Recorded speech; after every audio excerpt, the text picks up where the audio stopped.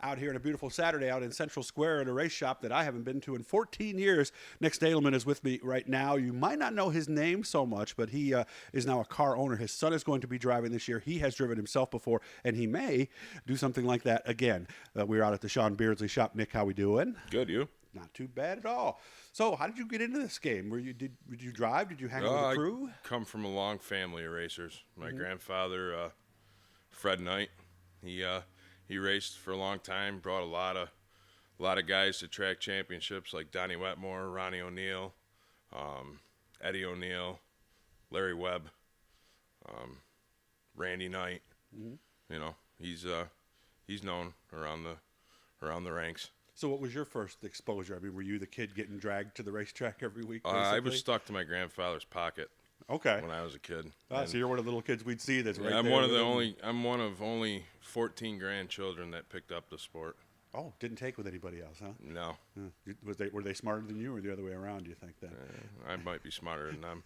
There is something about being a part of it, because I've often wondered about the car owner. I mean, I can see why the drivers do it. They get that rush, they get that feeling. What does the car owner get? You know, I mean, I like racing. I love racing, and most people think that when you're racing, you got to be the driver, and that's not the case. It's a team effort, and when you're in the track, everybody plays a role. Everybody's racing. The tire guy is racing against the other tire guys. The suspension guys are racing against the other suspension guys. The motor builders are racing against each other. The drivers are just a competing factor of it, you know, and it definitely takes a shoe to get around. Anybody can drive a race car.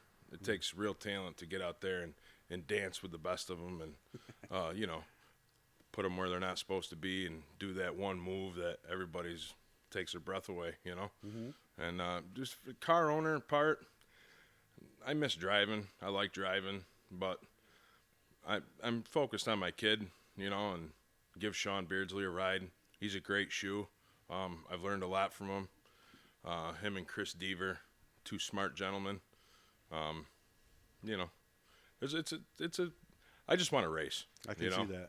So Andrew wants to race, and, well, I'll give him the seat and let him race, you know what I mean? And I would imagine with a veteran like Sean, who's done so many other things, Sean Beardsley, his driver, by the way, a perfect situation for your son to learn. Oh, sure, absolutely. Yeah, you know, he's a great guy to learn from, and he works with Andrew side by side, teaches him, and you know, Andrew likes Sean, and they got a lot to offer, and Sean's a man that's done a tremendous amount with very little, and that speaks more than the guy with the money. Of course, you're the guy who puts it all together. A lot of guys have told me there's a different kind of satisfaction in watching, like, a change you made during the week or something you did differently to the car, and then watching the driver adjust to that and do well. They say there is really a tremendous feeling of pride when that happens. It is.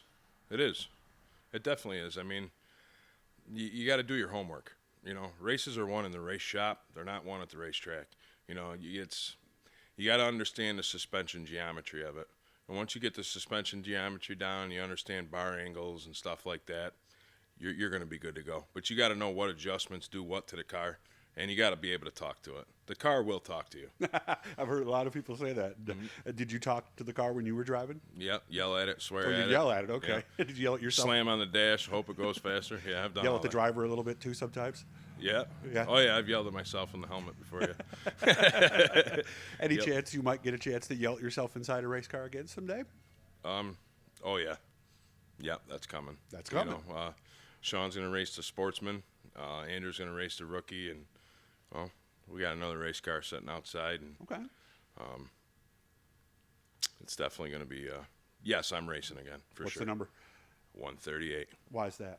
That was my grandfather's number. That was my uncle's number. And it's just everybody in the family that's raced it has went on with the 138, and that's what it'll be. It's, you know, sentimental value thing, and it's where it is. You know, this will be the last year for the Sportsman. We're gonna 358 race. So there's too much time and energy put into a Sportsman for, you know, you're spending just as much money on these cars as you can to go modified racing. So.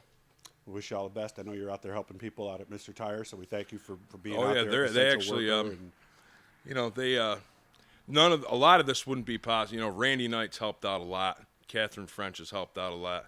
Chris Deaver, smart guy, he's helped out a lot. Our Holidays helped out a lot. Sean, Mr. Tire, they sponsored us. KT3 Designs, Murphy's Tree Service. You know, Tim Murphy and Kate Cummings and them.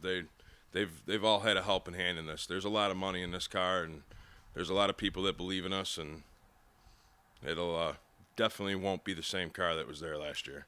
I'll see you at the track soon, I hope, man. Thanks. Nick Stadelman. Look for him and his son's 138, and sounds like another 138 later this year.